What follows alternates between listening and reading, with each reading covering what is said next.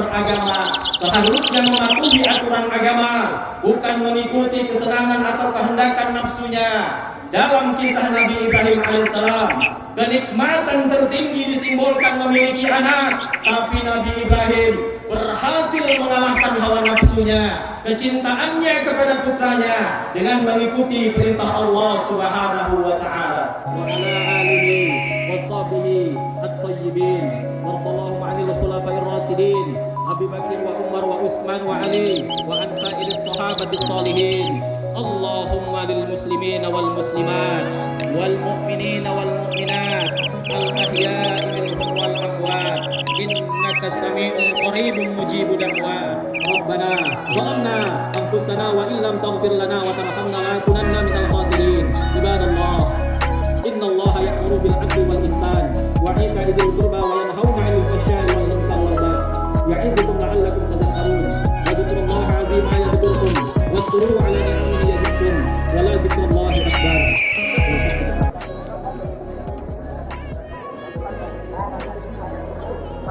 Bismillahirrahmanirrahim. Assalamualaikum warahmatullahi wabarakatuh.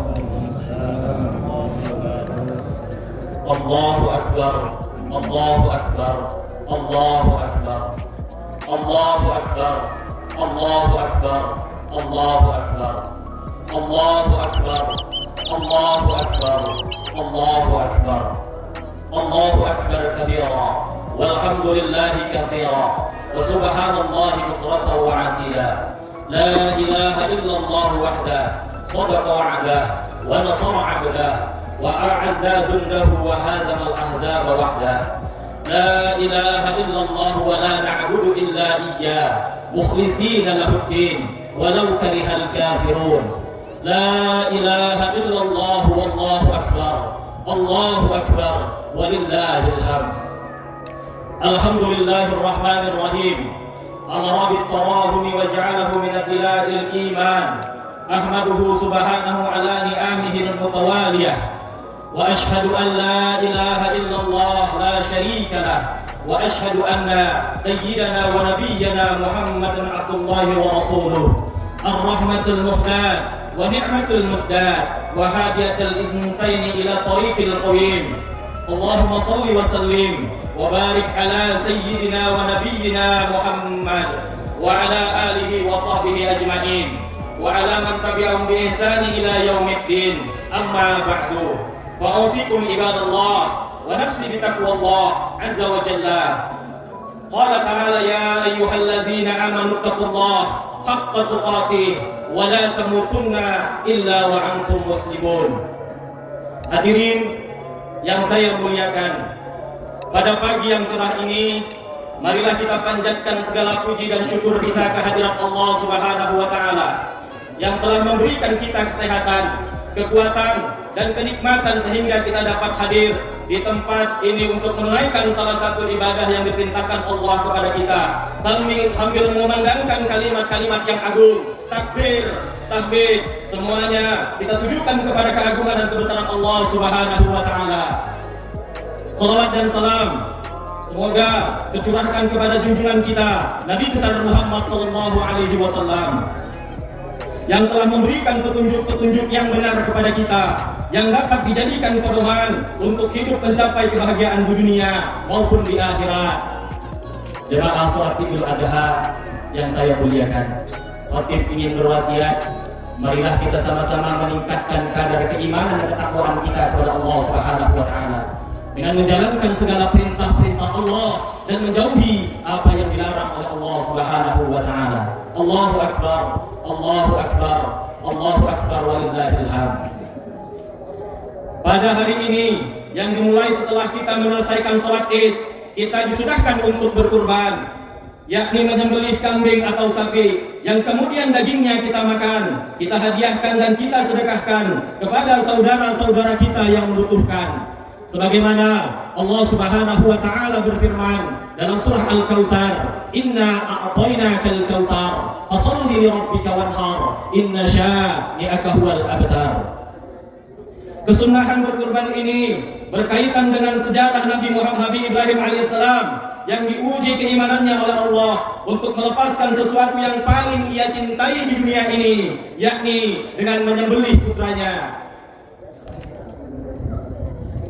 Pada malam tanggal 8 Zulhijjah, Nabi Ibrahim mendapatkan wahyu melalui mimpinya bahwa Allah memerintahkan kepadanya untuk menyembelih anak yang paling ia sayangi. Nabi Ibrahim merenung panjang, haruskah ia mengikuti perintah Tuhannya untuk melepaskan hal yang paling ia sayangi, yang paling ia sukai? Apakah mimpi ini benar dari Allah atau bukan?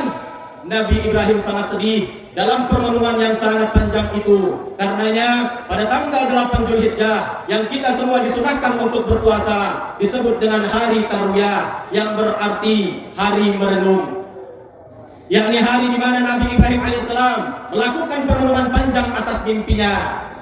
Kegalauan Nabi Ibrahim alaihissalam mendapatkan jawaban pada malam hari berikutnya, yakni malam hari 9 Zulhijjah, bahwa ia benar diperintahkan oleh Allah untuk menyembelih anak kesayangannya bernama Ismail.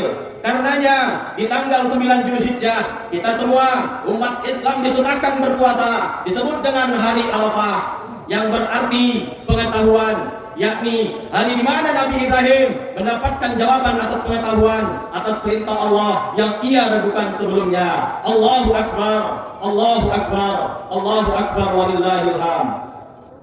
Dengan ketaatan kepada Allah yang sangat tulus, dengan latar belakang cinta kepada Tuhan yang mengalahkan segalanya, Nabi Ibrahim alaihissalam benar-benar mantap dan bertekad akan menjalankan perintahnya, yaitu menyembelih Ismail, orang yang paling ia sayangi. Jamaah Idul Adha yang dirahmati Allah, kita tidak bisa membayangkan perasaan Nabi Ibrahim alaihissalam saat itu.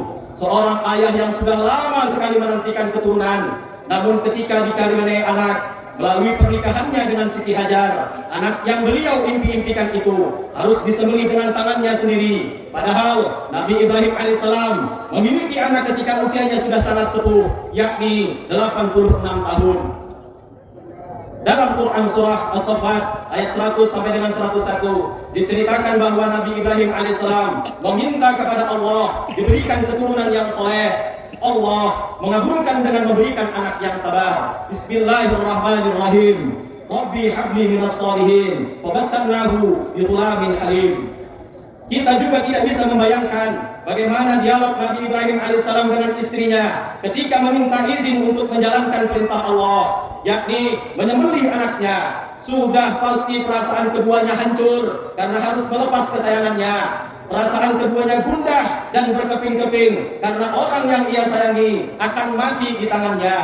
Tapi rupanya cinta Nabi Ibrahim alaihissalam dan istrinya kepada Allah Subhanahu wa taala melebihi segala-galanya. Demi mengikuti perintah Allah, keduanya rela melepaskan orang yang paling ia cintai.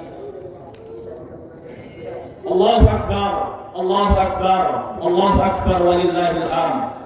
Begitu juga kita dapat membayangkan bagaimana perasaan suami istri itu ketika meminta izin kepada anaknya yang akan dikurbankan, yakni Ismail alaihissalam. Tetapi Ismail sendiri justru menguatkan tekad ayah dan ibundanya untuk menunaikan perintah Allah Subhanahu wa taala. Allah Subhanahu wa taala berfirman dalam surah As-Saffat ayat 102 yang berbunyi, A'udzubillahi minasyaitonir rajim. Bismillahirrahmanirrahim. Falamma balagha ma'sa usahya qala ya bunayya inni ara fil manam anni adbahuka fanzur madza tara qala ya abati if'al ma tu'marun satajiduni insyaallah minas sabirin. Ketika anak itu memasuki usia dewasa, sudah berkembang, sudah bisa berpergian dan berjalan, Nabi Ibrahim alaihissalam berkata kepada anaknya, wahai anakku, sesungguhnya aku bermimpi bahwa aku menyembelihmu, maka pikirkanlah apa pendapatmu. Ismail anak Ibrahim menjawab, wahai bapakku, lakukanlah apa yang diperintahkan Allah kepadamu. Insya Allah engkau akan mendapatiku bagian dari orang-orang yang sabar. Setelah Nabi Ibrahim alaihissalam dan Ismail, anak yang ia dikurbankan itu sampai di tempat yang diperintahkan, menurut Ubaid bin Umair di tempat yang di kemudian hari disebut dengan Maqam Ibrahim. Menurut Mujahid di Mina, tiba-tiba Allah memberikan wahyu untuk menggantikannya dengan seekor kambing. Atas dasar cintaan kepada Allah yang melebihi segala-galanya, keluarga Nabi Ibrahim menjadi keluarga yang terberkati. Nabi Ibrahim diberi gelar Khalilullah atau kekasih Allah, dan dari keluarga ini lahirlah keturunan-keturunan para nabi seperti Nabi Ishak, Nabi Yakub, Nabi Musa, Nabi Isa, dan Nabi Muhammad sallallahu alaihi wasallam. Allah Subhanahu wa taala berfirman dalam Quran surah As-Saffat ayat 110 yang berbunyi, Bismillahirrahmanirrahim. Kadzalika nadzil muhsinin. Demikianlah kami memberikan balasan kepada orang-orang yang berbuat baik. Allahu akbar. Allahu akbar. Allahu akbar walillahil hamd. Hadirin, hadirat yang saya muliakan. Peristiwa Nabi Ibrahim yang sangat menebarkan hati bukan semata-mata arsip sejarah yang perlu dikenang jika dibutuhkan, tapi kita ini memiliki makna ibrah atau pelajaran yang perlu diambil dan diperhatikan bagi seluruh umat manusia. Kisah Nabi Ibrahim alaihissalam adalah simbol pengorbanan di dalam beragama. Di antara pelajaran yang pertama, beriman atau beragama pada dasarnya melawan hawa nafsu atau kesenangan yang ada di dalam diri kita masing-masing. Setiap manusia cenderung mengikuti keinginan hawa nafsunya, yakni ingin melakukan hal-hal yang enak, menikmati segala kesenangan tanpa batas, merasakan segala keindahan dan yang lainnya tanpa mempedulikan hal tersebut menyakiti, merugikan atau membahayakan diri sendiri maupun orang lain atau tidak. Disinilah agama hadir memberikan seperangkat aturan, yakni mengatur perbuatan ini haram dan perbuatan itu halal, tindakan ini boleh dan tindakan itu tidak boleh, hal ini baik dan hal itu buruk, dan seterusnya. Dengan demikian, masing-masing dari orang yang beragama seharusnya mematuhi aturan agama, bukan mengikuti kesenangan atau kehendakan nafsunya. Dalam kisah Nabi Ibrahim alaihissalam, kenikmatan tertinggi disimbolkan memiliki anak, tapi Nabi Ibrahim berhasil mengalahkan hawa nafsunya, kecintaannya kepada putranya dengan mengikuti perintah Allah Subhanahu wa taala. Allahu akbar, Allahu akbar, Allahu akbar walillahil hamd. Pelajaran yang kedua yang bisa kita ambil dari kisah Nabi Ibrahim alaihissalam, penegasan bahwa hak asasi manusia harus dijunjung tinggi. Dalam hal ini hak hidup. Perintah Allah kepada Nabi Ibrahim alaihissalam untuk menyembelih putranya bertujuan untuk menguji keimanannya atau ibtila. Bismillahirrahmanirrahim. Inna hadza lahuwal balaghul mubin. Sesungguhnya ini benar-benar ujian yang nyata. Sehingga ketika beliau tulus hendak menunaikannya, Allah Subhanahu wa taala mengganti objek sembelihannya dengan hewan, mengganti objek kurban dari manusia ke binatang, mengandung makna bahwa manusia hak untuk hidup yang seorang pun atas nama apa saja tidak boleh menghilangkannya. Allahu akbar, Allahu akbar, Allahu akbar walillahil hamd. Jamaah Idul Adha yang berbahagia, ajaran menjunjung tinggi kemanusiaan dalam agama Ibrahim pada masa itu benar-benar sangat langka, mengingat adanya banyak kepercayaan suku yang melakukan persembahan kepada Tuhannya atau kurban dengan menggunakan darah manusia.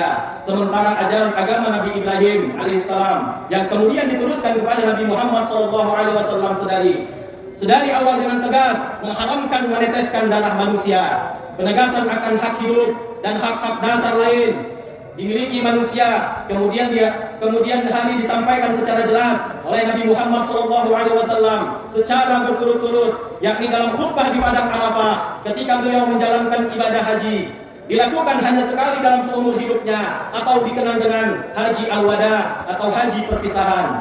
Pada tanggal 9 Zulhijjah tahun ke-10 Hijriah atau bertepatan pada tahun 632 Masehi, dan dalam khutbah Idul Adha sehari setelahnya pada tanggal 10 Zulhijjah pada tahun yang sama. Dalam khutbah kedua ini Nabi Muhammad SAW berpesan kepada semua orang yang hadir bahwa jiwa, harta, dan harga diri manusia memiliki kemuliaan yang tidak boleh dihilangkan siapapun. Nabi Muhammad SAW bersabda,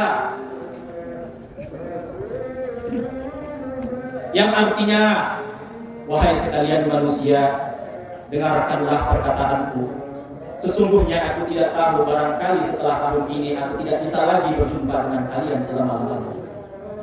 Wahai umat manusia, sesungguhnya darah kalian, harta, dan harga diri kalian itu mulia. Sebagaimana mulianya hari ini dan bulan ini, kalian kelak akan bertemu dengan Tuhan, dan Ia akan bertanya kepada kalian tentang perbuatan yang kalian lakukan.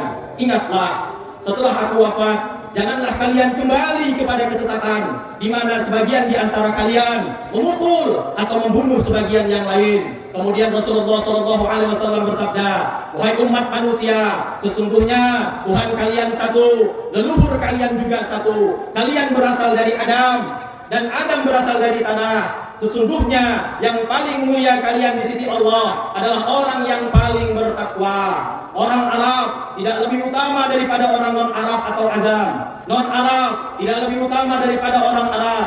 Orang kulit merah tidak lebih utama daripada yang berkulit putih. Orang kulit putih tidak lebih utama daripada berkulit merah, kecuali disebabkan tingkat ketakwaannya. Allahu Akbar, Allahu Akbar, Allahu Akbar, walillahil hamd. Khutbah Nabi Muhammad SAW di atas, baik yang disampaikan dalam khutbah di Padang Arafah maupun pada hari raya Idul Adha, menegaskan bahwa Islam, agama yang dibawa Nabi Muhammad SAW pada abad ke-7 sebelum Masehi, sejak awal sangat menjunjung tinggi nilai-nilai kemanusiaan. Allahu Akbar, Allahu Akbar, Allahu Akbar, walillahil hamd. Kisah Nabi Ibrahim alaihissalam di atas mengajarkan kepada kita bahwa beragama adalah pengorbanan melawan hawa nafsu yang ada di dalam diri kita masing-masing. Beragama adalah usaha menjadikan diri kita sebagai manusia seutuhnya, yakni manusia yang tidak diperbudak oleh nafsu atau manusia lainnya, melainkan manusia yang menghamba dengan seutuhnya di hadapan Allah Subhanahu wa taala. Semoga kita semua selalu diberikan kesehatan, keselamatan, serta berada dalam lindungan Allah Subhanahu wa taala.